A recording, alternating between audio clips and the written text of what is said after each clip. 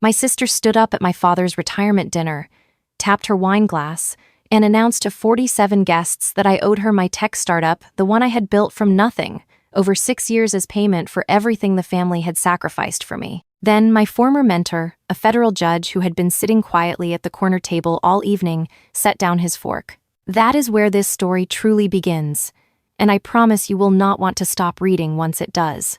Make sure you stay with me until the end, and I'm always curious, where in the world are you watching from today? Drop it in the comments. I read every single one. The Hargrove Estate Event Hall was my father's idea of modest. 47 guests, white linen tablecloths, a jazz trio in the corner playing soft standards. My father had spent 31 years as a civil engineer for the city of Charlotte, North Carolina, and this dinner was my gift to him, a genuine from-the-heart celebration of a man who had worked himself to the bone so that his daughters could have more. I had rented the private dining room at the Olmsted, his favorite restaurant, the one he used to drive past and say, "Someday, girls. Someday when things are easier." I had paid for the entire evening, the food, the flowers, the jazz trio, the custom-printed menus with a photo of him on his first day at work in 1993. Every detail was chosen by me, executed by me, and funded by me. I am Claire. I am 32 years old, and I am the founder and CEO of Luminary Analytics, a data intelligence platform I launched out of my second bedroom 6 years ago, with $11,000 in savings and a laptop I bought refurbished off eBay. Luminary helps mid-size retail businesses read their customer data in real time. It is not glamorous. It is not the kind of company that gets written up in glossy magazines. But it is profitable, it is growing, and last year, after closing our Series A funding round, it was valued at just over $4 million. I do not say that to brag. I say it because my sister needs you to understand the number before any of this makes sense. My sister is Danielle. She is 38, 6 years older than me, and she has spent the better part of my adult life treating my success the way a landlord treats a tenant, as something she is owed a portion of simply by proximity. Danielle works in real estate staging. She has a good eye, a confident personality, and a genuine talent for making empty rooms feel like homes. She also has $40,000 in personal debt, a habit of overextending herself on things she cannot afford, and a boyfriend named Troy who, in 3 years, I have never once seen hold a steady job. Our dynamic was set in place early. I was the quiet one, the one with her nose in a book, the one who won the regional science fair at 15 and got a partial scholarship to NC State. Danielle was the social one, the one my parents worried about less, because she always landed on her feet, even when landing on her feet meant calling mom and dad for a soft landing. When I started Luminary, Danielle's interest in me shifted, not in a warm, proud of you way, in a prospecting way. She started asking questions she had never asked before. What's the company worth right now? Do you have investors yet? Is it the kind of thing you could sell quickly if you needed to? Then she met Troy, and Troy had ideas. It started small. A loan request 18 months ago, $8,000 to cover a gap between a staging contract and a client payment. I gave it to her, no paperwork, because she was my sister and I was naive. The money was never mentioned again except once, when I brought it up gently, and Danielle said, "Claire, I cannot believe you are keeping score on family." So I stopped keeping score. Then came the bigger ask. Last spring, Danielle called me on a Tuesday afternoon, her voice the specific warm and slightly breathless tone she uses when she wants something. She said Troy had come up with a concept for a lifestyle brand, home staging content, a YouTube channel, a subscription box of home decor items curated by Danielle. She was going to call it Nest & Co. She needed seed money to get it started. She said she had done the research. $25,000 would cover the LLC filing, the initial inventory, the camera equipment, and 6 months of content production. I said I was not in a position to invest in a lifestyle brand when I was actively reinvesting every dollar back into my own company. Danielle was quiet for a long moment. Then she said, "Claire, I have been supporting your dream for years. I drove you to investor meetings. I let you use Dad's garage for your first server setup. I have been your biggest cheerleader, and you cannot find $25,000 for your own sister's dream?" I drove myself to investor meetings. I was given permission to use the garage, which I cleaned, organized, and left better than I found it. And Danielle had come to 2 meetings in 4 years both times, because I had bought her lunch afterward, and she had nothing else going on. But I did not say any of that. I said I would think about it. And then I did something stupid. I was at my parents' house for Sunday dinner a few weeks later, and my father was telling a story about me being too serious, and I laughed and said, "I'm not that bad. Danielle, when Nest & Co. takes off, I'll be your first investor." I meant it as a joke between sisters, a throwaway warmth in the middle of a family meal. I forgot that Troy was sitting at the end of the table. And Troy, I would come to learn, never forgets anything that smells like money. The night of my father's retirement dinner, I had no reason to be on guard. I was relaxed, genuinely happy, watching my father beam in his chair at the head of the table as his colleagues and friends stood one by one to toast him. Judge Harold Mercer was seated at the far end of the room at a small corner table with his wife, Patricia. He had been my father's college roommate and was as close to a second father to me as anyone outside my immediate family. He had attended my NC State graduation.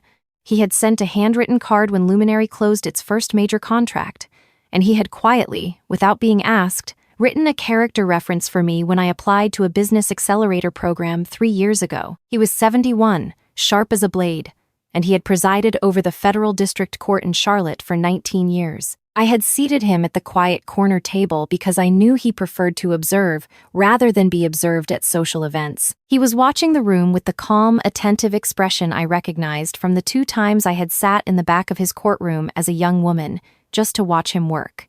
The toasts wound down, the main course was cleared. The jazz trio eased into something low and meandering. My father stood to speak, his eyes wet, his voice steady, talking about what it meant to have built something with his hands and his time and to look around a room and see proof that it had mattered. That was when Danielle stood up. She did not ask for the floor. She picked up her wine glass and tapped it with a spoon, the way people do at weddings, and the room slowly quieted because that is what rooms do when someone taps a glass. My father sat down, looking pleasantly confused. Troy, sitting beside Danielle, was very still with a small, private smile on his face. "I just want to say a few words," Danielle said, her voice carrying easily over the room. She was dressed well. She always dressed well. "Dad, this night is so beautiful, and I am so proud of you." She paused to smile at him, and it was a real smile, which is what made everything that followed so disorienting. "I also want to take this moment, since so many people who love our family are here, to say something that I have been holding onto for a while." I set my fork down. "My sister Claire," Danielle said, turning to look at me, "has done something incredible with Luminary. We are all so proud. $4 million valuation." She let the number sit in the air for just long enough. What most people in this room don't know is that Luminary was built on a foundation that this family provided. Dad's garage, Mom's cooking and moral support during the hard years, and my personal involvement as Claire's earliest advisor and supporter. The room was attentive in the way that rooms get when they sense something is happening but cannot yet identify what. "Claire made me a promise," Danielle continued, her voice warm and conversational, as though she were simply sharing a lovely piece of news. "She promised me, in front of our parents, that I would be her first investor in Nest & Co. Troy and I have been developing the brand for over a year now, and we are ready to launch. We've done the math." She reached into the small clutch on the table and actually produced a folded piece of paper. "For a 15% equity stake in Luminary, which at current valuation is around $600,000, Claire can fund not just Nest & Co., but our full lifestyle brand vision for the next 3 years. And it's only fair, given everything this family has put into her success." She smiled at me. It was a wide, expectant, utterly composed smile. She had rehearsed this. Troy was looking at his hands. 47 people were looking at me. My father had gone very still. My mother's hand moved to cover her mouth. Judge Mercer had set down his wine glass and was watching Danielle with an expression I had never seen on his face before, not at dinner parties, not in the photographs from his courtroom that lined the wall of his study. It was the expression of a man who has just heard something that requires a formal response. I am not a performer. I do not do well with ambush. My instinct was to go cold and quiet, and that is exactly what happened. I looked at my sister for a long moment. The jazz trio had stopped playing. Someone coughed. "Danielle," I said, and my voice was lower than I expected. "We can talk about this privately." "There's nothing private about it," she said, still smiling. "You made a promise in front of Mom and Dad. I'm just making sure everyone understands where things stand. You have more than enough to do this, Claire. It wouldn't even be a real sacrifice." "You are asking me," I said slowly, "for $600,000 of equity in a company I built. At my father's retirement dinner, I'm asking you to honor a commitment." Her voice had shifted. The warmth was thinning, the way paint thins when you add too much water. "You said you would be my first investor. This family supported you for years. I supported you. You kept all the reward for yourself, and now that we need something, suddenly there are conditions." There was a sound from the corner of the room, not loud. A chair being pushed back carefully on the hardwood floor. Judge Harold Mercer stood, unfolding to his full height with the unhurried deliberateness of a man who understands that the weight of a moment is carried in its stillness, not its speed. He placed his napkin on the table beside his untouched dessert. "Claire," he said, "just my name," spoken in the voice that had addressed federal courtrooms for 19 years. Every head in the room turned. Danielle blinked. "Judge Mercer, I'm just having a family." "I heard what you were having," he said, not unkindly, but with a finality that closed a door. He looked at my father. "Robert, I hope you will forgive me for speaking." My father gave a small, slow nod. Judge Mercer looked at Danielle. "Young lady, I have known your sister since she was 14 years old. I have watched her build her company without a cent of family money, because I have been paying attention. What you have described as a promise is, at best, a figure of speech made at a family dinner. What you are doing right now, in front of witnesses, is attempting to use public social pressure to extract equity from a private company. That has a legal name. It's called coercion." The room was completely silent. "The fact that you are related to the founder," he continued, "does not entitle you to ownership of her company, any more than eating at a restaurant entitles you to a seat on its board. I would encourage you to sit down and let this man enjoy the evening his daughter created for him." Danielle's smile was gone. Her face had gone through several colors and had settled on a pale, rigid white. Troy had pushed his chair back from the table by several inches, as though trying to achieve a subtle physical distance from the situation. "She made a promise," Danielle said again, but the authority was gone from it. It sounded, now, like what it was. "A casual remark made at Sunday dinner," I said, and I was surprised by the steadiness in my own voice. "Is not a legally binding commitment. And even if it were," I looked at her directly. "No, my answer is no. It has always been no. You are welcome to start Nest & Co. without my equity." I stood, picked up my glass, and turned to my father. "Dad, I believe you were speaking." My father, who had been watching this exchange with the expression of a man who has just learned that the house he thought was solid has a crack running through the foundation, slowly picked up his napkin and smoothed it in his lap.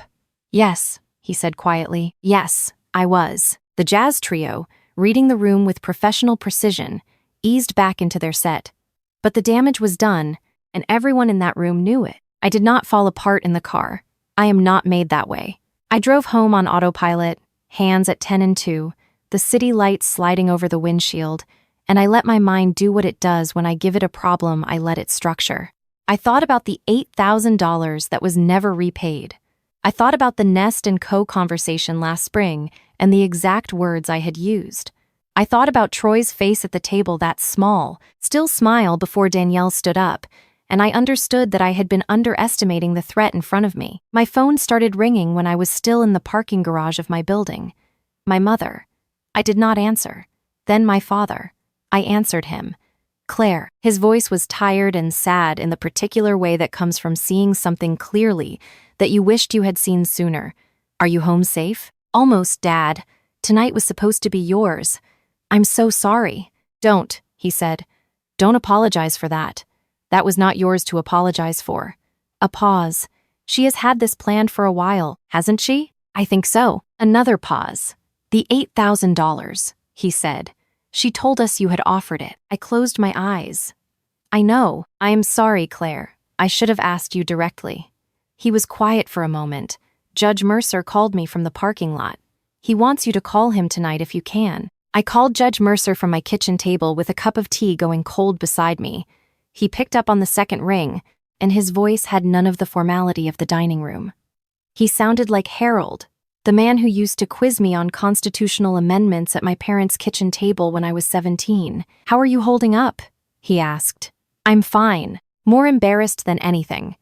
"For my family, don't be embarrassed," he said. "Be clear-eyed. There's a difference." He paused. "Claire, I want to say something to you, and I want you to hear it as the attorney and the judge and the family friend all at once, because right now they are all telling me the same thing." Okay. What Danielle did tonight was not a family disagreement. She made a public claim to equity in your company in front of witnesses, framed it as a breach of promise, and did it at an event where you would be socially pressured not to push back. That is not a sister having a hard moment.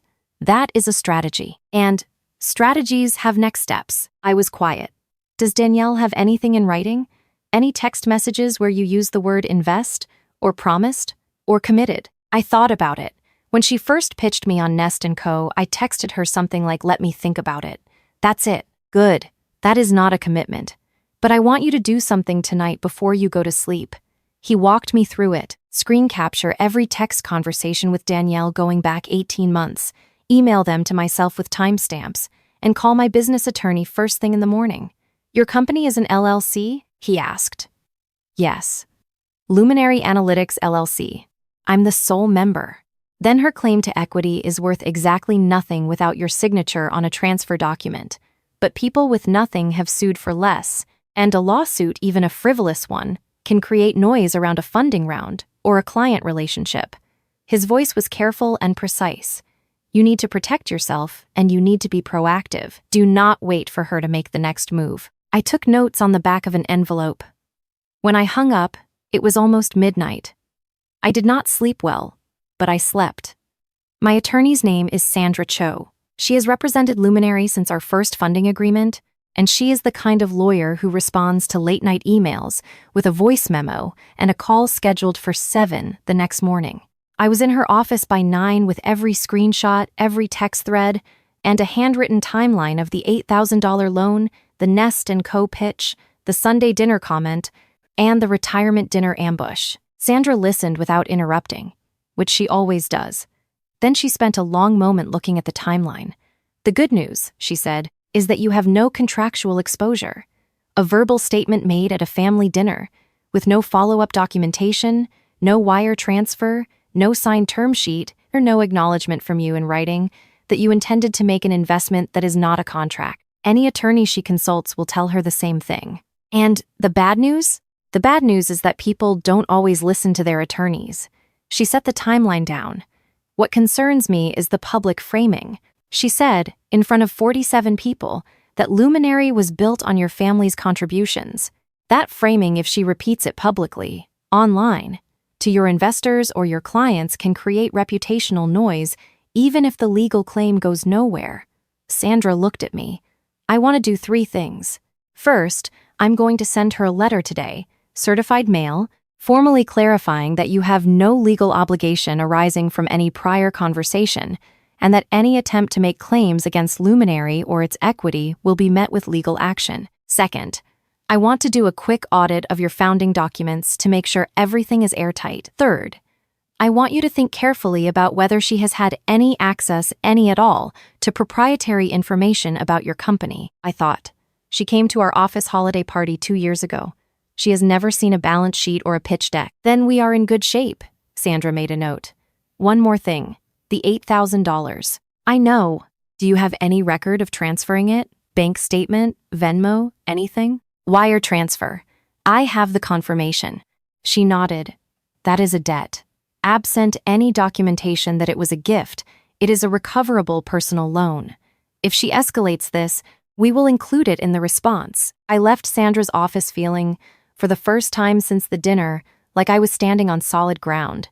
I was wrong to think Danielle would take the letter quietly. 2 days after Sandra's certified letter arrived at her apartment, Danielle posted a video on her social media. She was sitting in her car, which is her preferred setting for emotional content, with the afternoon sun coming through the windshield at a flattering angle. She had clearly been crying.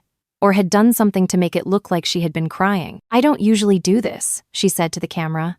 "I really don't. But I am going through something with a family member right now that is breaking my heart, and I think some of you who have been following my home content for a while deserve to know why I have been quiet." She paused. "My sister has a successful company. I won't name it. She knows who she is. And I spent years being her support system, her cheerleader, her safety net. She made me a promise about my own business, and now that she has achieved everything she wanted, she has turned her back on me and sent me a legal letter." Her voice broke on the last two words with precision. A legal letter. To her own sister. She tagged my company's LinkedIn page. The post got 400 shares in the first 3 hours, mostly from her staging industry contacts and a small cluster of people who seemed to live exclusively on social media outrage. Sandra had it flagged within the hour and a cease and desist drafted by afternoon. But before it came down, two things happened. A former client of mine, a mid-size furniture retailer in Raleigh, sent my assistant a message asking if everything was okay with Luminary given what they were seeing online. And Judge Mercer called me. "I saw it," he said, before I could speak. "She tagged your company. Sandra is handling the takedown." "Good. I am also going to make a call." He paused. "I have a colleague on the State Bar Ethics Committee. Not to do anything official, Danielle is not an attorney, but he knows people in the business community in Charlotte.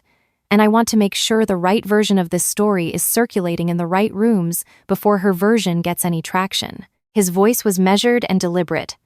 "You have done nothing wrong, Claire. I will not sit still while someone tells Charlotte otherwise." What I did not know, while Danielle was filming herself crying in her car, was that Sandra's investigator had already started pulling the thread on Troy.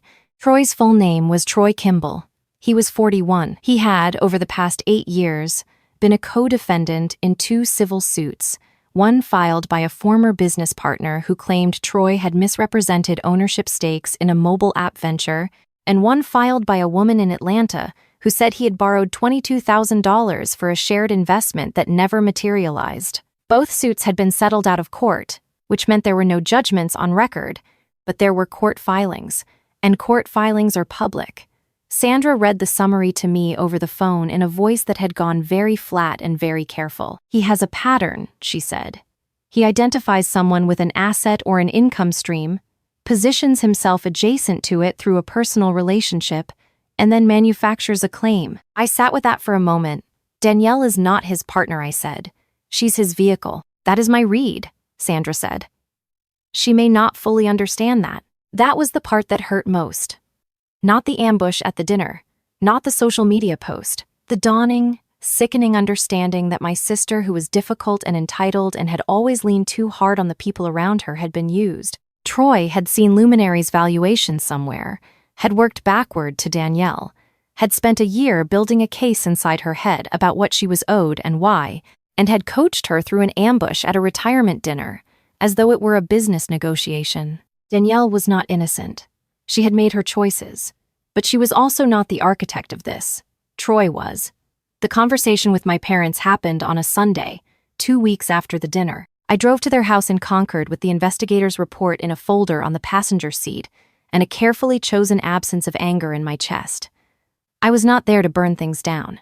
I was there to show them what they had not been shown. My mother met me at the door. My father was in the living room. Danielle and Troy were not there. I had asked my father specifically to keep it to the 3 of us, and he had, which told me something about where his head was. I sat on the couch I had sat on my entire life, and I told them everything. The $8,000 loan and what Danielle had told them about it. The Sunday dinner comment and how it had been recorded and filed away for future use. The retirement dinner and the social media post and the cease and desist. And then I opened the folder and set Troy's history on the coffee table between us. My mother read it with her hands very still in her lap. My father read it with his reading glasses pushed up on his nose and a look on his face that I recognized as the one he wore when a structural calculation didn't add up. "He sued a woman in Atlanta," my father said finally. "Yes, for the same kind of thing. Same pattern. Different victim." My mother looked up. Her eyes were wet. "Does Danielle know?" "I don't know what Danielle knows," I said honestly. "I know she has been fed a version of events that made her believe she was owed something. I know she has been performing that belief loudly. I don't know how much of it is real to her and how much of it she borrowed from him. My father set the report down. He was quiet for a long time. I enabled this, he said. Not Troy, but the entitlement. We let her treat you like he stopped. We thought we were keeping the peace. I know, Dad. That is not an excuse. I know that too. My mother reached across the coffee table and put her hand over mine. She did not say anything for a moment. Then she said, "What do you need from us?" That was the question I had been waiting my whole adult life to be asked in the right context. "I need you to hear the true version," I said. "And I need you to stop accepting the one she's been giving you." Danielle called me that night. Not a text. A call. I let it go to voicemail. Her message was 4 minutes long, and it moved through 5 different emotional registers, starting with anger, passing through defensiveness, dipping briefly into something that sounded almost like genuine confusion, and ending in a flat, exhausted, "I need to talk to you." Without Troy, just us. I did not call back that night. I sat with it. The civil hearing that Sandra had prepared for a preemptive motion to dismiss any potential equity claim before it could be formally filed was scheduled for a Thursday morning. Danielle did not file a claim. Troy had, apparently, consulted an attorney who told him exactly what Sandra had predicted. There was no contract, there was no claim, and any suit would be dismissed before it started, likely with sanctions for filing frivolously. Troy disappeared. Not dramatically, he did not storm out or make a scene. He simply became less present, and then not present at all. Danielle called me again the following week. I answered this time. She talked for a long time. It was not an apology exactly, not at the start. It was more like a slow, painful unwinding of a story she had been told so many times she had stopped questioning it. Troy had come into her life 18 months ago, with a vocabulary she had not encountered before, terms like equity dilution and sweat capital and founder's debt. He had reframed our entire sibling history in those terms. Every time I had received help from our family, he categorized it as an investment. Every time I had succeeded, he categorized the success as partly owed. He had built an entire parallel accounting of our relationship in which Danielle was a creditor and I was a defaulting debtor. I believed him, she said. I think I wanted to believe him because it was easier than looking at what I had actually done and not done with my own life. That kind of honesty is rare. I did not let it do too much work too quickly, because the damage was real, and honesty alone does not repair it.